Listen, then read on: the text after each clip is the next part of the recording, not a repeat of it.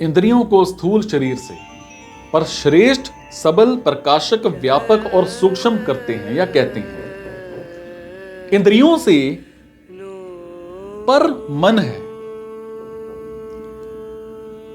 मन से भी पर बुद्धि है, और जो बुद्धि है, बुद्धि से भी पर है वो काम। और इस तरह बुद्धि से पर काम को जानकर अपने द्वारा अपने आप को वश में करके, हे महाबाहो, तू इस काम रूप दुर्जय शत्रु को मार डाल। शरीर या फिर विषयों से इंद्रियों पर है, मतलब यह है कि इंद्रियों के द्वारा विषयों का ज्ञान होता है, पर विषयों के द्वारा इंद्रियों का ज्ञान नहीं होता। इंद्रियां विषयों के बिना भी रहती हैं, पर इंद्रियों के बिना विषयों की सत्ता सिद्ध नहीं होती। विषयों में यह समर्थ नहीं है कि वो इंद्रियों को प्रकाशित करें, हालांकि इंद्रियां विषयों को प्रकाशित करती हैं, इंद्रियां वही करती हैं, वहां रहती हैं, पर विषय बदलते रहते हैं। इंद्रियां व्यापक हैं और विषय व्याप्त हैं, अर्थात विषय इंद्रियों के अंतर्गत आते हैं, पर इंद्रियां विषयों के अंतर्गत नहीं आती।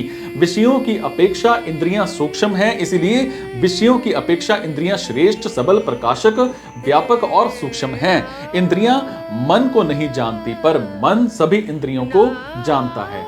इंद्रियों में भी हरेक इंद्रिय अपने अपने विषय को ही जानती है और अन्य इंद्रियों के विषयों को नहीं। जैसे कान रस और गंध को नहीं जानते, कान रस और गंध को नहीं जानते। त्वचा सिर्फ स्पर्श को जानती है, पर शब्द रूप, रस और गंध को नहीं जानती। नेत्र सिर्फ रूप को जानते हैं, पर शब्द, स्पर्श, रस और गंध को नहीं जानते। रसना सिर्फ रस को जानती है, पर शब्द, स्पर्श, रूप और गंध को नहीं जानते। और नासिका सिर्फ गंध को जानती है, पर शब्द, स्पर्श, रूप और रस को नहीं जानती। परंतु मन पांचों ज्ञानेंद्रियों को और उनके विषयों को जानता है, इसलिए मन इंद्रियों से श्रेष्ठ, सबल, प्रकाशक, व्यापक और सूक्ष्म है। मन बुद्धि को नहीं जानता, पर बुद्धि मन को जानती है। मन कैसा है, शांत है या व्याकुल, ठीक है या बेठीक, इन सभी बातों को बुद्धि जानती है। इंद्रियां ठीक काम करती हैं या नहीं, इसको भी बुद्धि जानती है। मतलब है कि बुद्धि मन को और उसके संकल्पों को भी जानती है, और इंद्रियों को और उनके विषयों को भी जानती है। इसीलिए इंद्रियों से पर जो मन है, उस मन से भी बुद्धि है पर श्रेष्ठ, बलवान, प्रकाशक, व्यापक और सूक्ष्म है। बुद्धि का स्वामी अहम है, इसीलिए कहता है मेरी बुद्धि। बुद्धि कर्ण है और अहम करता है। कर्ण परतंत्र होता है, पर कर्ता स्वतंत्र होता है। उस अहम में जो जड़ अंश है उसमें काम रहता है, और जड़ अंश से तादात्म्य में होने के कारण वो काम स्वरूप चेतन में रहता प्रतीत होता है। और वास्तव में अहम में ही काम रहता है, क्योंकि वही भोगों की इच्छा करता है और सुख दुख का भोक्ता बनता है।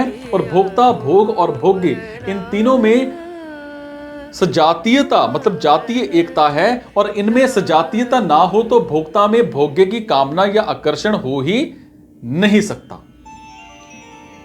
भोक्तापन का जो प्रकाशक है, जिसके प्रकाश में भोक्ता, भोग और भोग्य तीनों की सिद्धि होती है, उस परम प्रकाशक शुद्ध चेतन में काम नहीं है।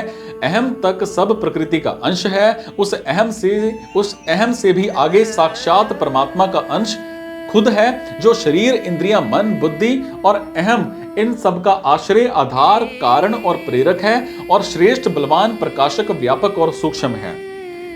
जड़ प्रकृति का अंश ही सुख दुख रूप में परिणत होता है, अर्थात सुख दुख रूप विकृति जड़ में ही होती है, चेतन में विकृति नहीं है। हालांकि चेतन विकृति का ज्ञाता है, परंतु जड़ से तादात्म्य में होने से सुख दुख का भोक्ता चेतन ही बनता है, अर्थात चेतन ही सुखी दुखी होता है। सिर्फ जड़ में सुखी दुखी होना नहीं बनता।